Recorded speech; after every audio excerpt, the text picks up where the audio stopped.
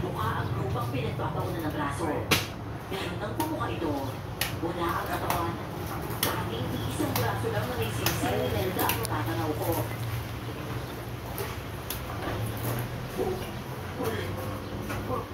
Teka lang. Braso lang yan. Braso yung braso mo. Hindi. Teka na. Uukain pa natin. Mas malalim pa siguro. Tara, uukain pa natin. Hindi yung braso. Wala ka putol yan. Ito nga yung braso. Pasensya na. Hindi. Banda! Hindi, banda!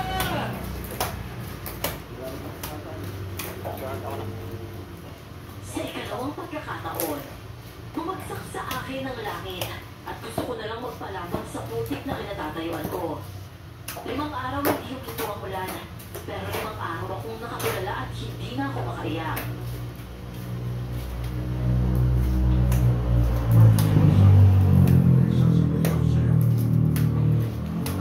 Tataboy.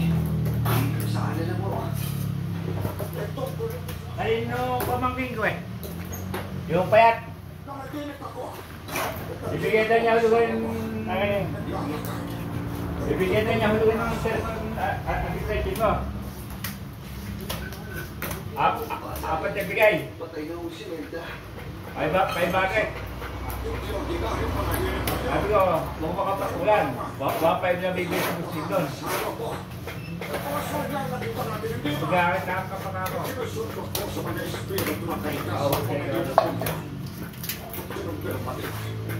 Isang babae walang braso. Ang buhay na pinagay magkaya lang nagdilir.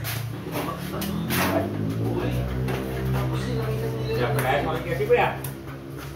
Buti hindi lang ako eh. Posible ka sa gawin. Buhay siya. Iligtas mo siya. Buksan mo ang demonyo niya para makuha mo ang asawa mo. Ay, demonyo po tayo. Tumagiting sa diwa ko ang sinabi ni Tatay Aboy. Kilala kasing ang bulalyo si Tatay Aboy sa baryo namin noon. Kaya kapag nalahat siya tungkol sa mga nilalang hindi mo mga hindi nakikita ng tao. Pinakay ka ng tao.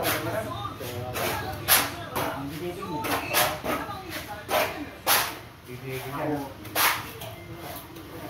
Kaya pala, bago ka mamarang. Ayan eh. Oo ah. Ating bumpang sinasabi ko sa'yo. Mamaya, makikita ko natin. Asawa mo. Huwag na huwag ka magpapadalas-dalas ha. Baka masigit ka. Eh, isa lang naman ang pagkakataon mo mabawi ang asawa mo. Ay nako, may asawa. Isa ka mapapatas ha. Kawawa naman. Hindi ko na palinda sa kanya. Pinsin yung maglalako ng blota. O, Toto, undercover mo ba yun? Eh, una, kailangan mong matugpo na mag-aswang. At pangalawa, haharalin mo para kilos sila. Para mapuksa mo sila. Kung mabawi mo ang asawa mo, basta magpasin ka ha. Magpapalat kayo ka. Abay, hindi po rin ang ng kilos mo. Okay, sige na, lumapit ka na. Salamat po, Tata Aboy. Napakalaking tulong po nito. At saka, salamat po pala sa pinadala niyo pangonda ha. Kung wala yan, patisado ng bulali yan. Huwag ka wala. Ayaw mo rin, kaibigan mo ha.